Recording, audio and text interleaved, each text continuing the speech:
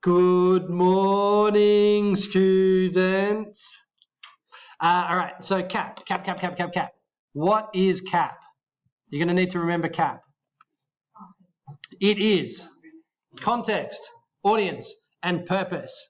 So these are things that you're going to need to think about when you're both writing your text, you're creating these texts, as well as when you're analysing texts.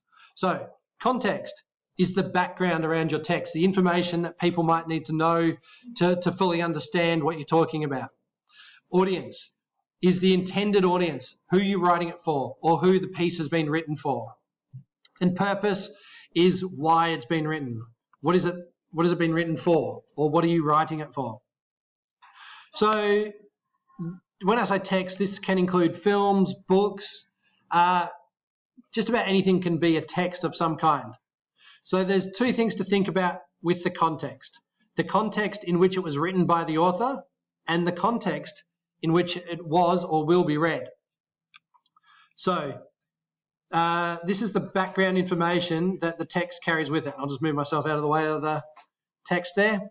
And it means, it comes from the Latin word con, meaning together, and texere, meaning to weave. So this is about weaving the background events together with your text. So if you're writing a journal around certain events, then you might need to explain what those events are and give some background information.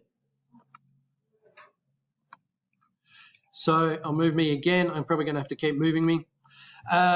Context example. So you might be trying to get education perfect working at home and it doesn't work for you. So your context is you're in the middle of doing your English work. Now, if you write to your teacher, I can't get the English thing to work, your teacher has no context. They don't know which part of the English thing you're working on. They've got no idea what stage you're up to, and they won't understand. Okay? They might even be a little bit frustrated by that. So you're going to need to give them more context. Hi, Mr. Joyner, I'm trying to get education perfect working, but it's currently not working for me. That's the context. If you write, I can't get the English thing to work, you're completely without context. Okay, so it's the background information. If you're writing a science fiction narrative about robots invading Earth and humans can teleport by tapping their ear, okay, your audience might need some context around that, a bit of background information. They might need to know that that's what's happening. Okay, the first time it happens, it might confuse your audience. Okay, so you might have that information in your head, but if it's not on the page, if you don't provide that context, then your audience won't know. So for your journal assignment, you're writing it now in the middle of the pandemic, but it will be read at a time 40 years from now. Your audience will be young, they're going to be aged 8, and they will not have the knowledge that we do about what a pandemic is, what COVID-19 is, what a coronavirus is, etc. Okay, so you're going to need to give your audience, your grandchildren, the context, i.e. lots of background. So audience, who is the intended audience? Who is it written for? So in these images around this slide, there's all kind of books that are targeted towards a specific audience. And I've got a little activity. It says, move the text boxes to the audience. We've got little kids. I reckon you can work out which one little kids go with. Which books are targeted as teenagers and which books are targeted at adults. Same here for J.K. Rowling. I'll move myself again. So J.K. Rowling has written books for different audiences. She's got the Harry Potter series for kids and The Casual Vacancy and she wrote 3 novels under a pen name of Robert Galbraith for crime fiction fans. Okay, so you can see the difference in the colour choice for kids' books. They're bright and they've got pictures and they've got the main character there, comparing the adult novel, which doesn't really have much of a picture, doesn't tell you anything, it's just got an X in a box, and the darker kind of colder colours on the crime novels here, Cuckoo's Calling and Lethal White. So audience and context might change the amount of context that's required. So you all have special knowledge, whether that be, Fortnite, gymnastics, whatever, that your teachers, while being experts around some things, may not have that expert knowledge that you have around whatever your special topic is. Okay, so you might need to consider your audience as you explain about that. You may need to do this in a way that is not condescending. So if you're writing to a teacher, you don't want to be talking down to them like they're an idiot. And you don't want to patronize them, which is basically the same thing. So imagine you're writing a letter to your grandmother to tell her about your first term of high school, what details and stories you might include, and what might you leave out. Now, imagine that you're writing on the same topic, but your audience is your best friend. Now, unless you've got an extremely cool grandma and you're very close, it's likely that your two letters are going to be a little bit different in terms of what content you include, the details, and the structure, maybe even how you set it out, and probably even the tone. Is it more formal or more playful? Now, in work, you're going to need to write to different audiences. In my job as a teacher, I write to students, parents, other teachers, my colleagues, my friends who are my friends at school, and teachers at other schools, my principal, other principals, and people who run professional development where they've got to teach me. I can't write the same way to all these different audiences.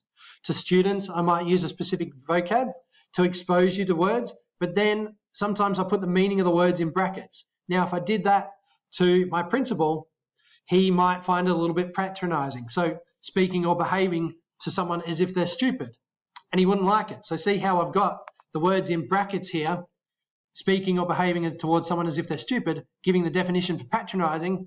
I wouldn't do that if I was writing for my principal. So audience and text features. So audience can affect our text and language choices in many ways. Okay, we might change our vocab, might change sentence structure, or the register, how formal it is.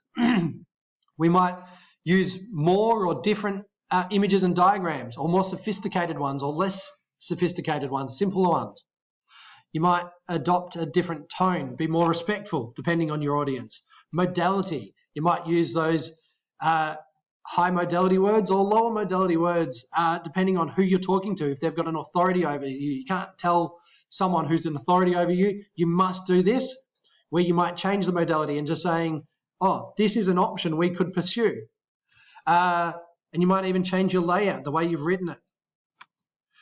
Audience in your assignment. So your audience is going to be aged 8.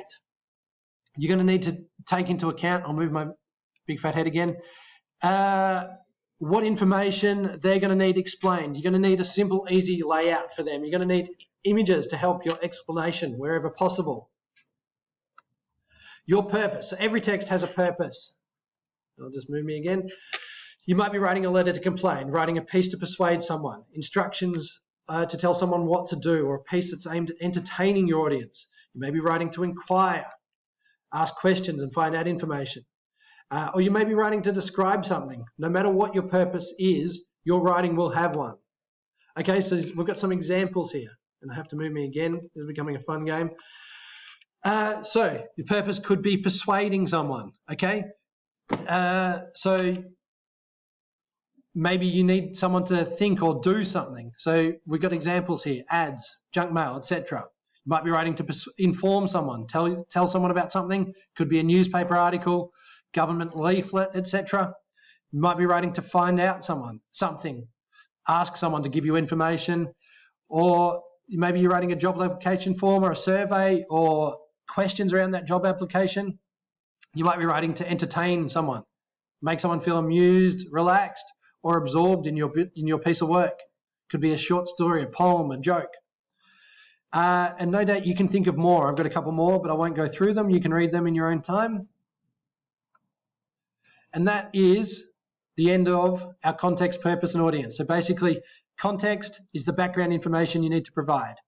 Audience is who is the intended audience that you're written it for. I know that other people might read it, and that's okay, but you still got to write for that intended audience. And the purpose, why are you writing it? All right, thanks guys.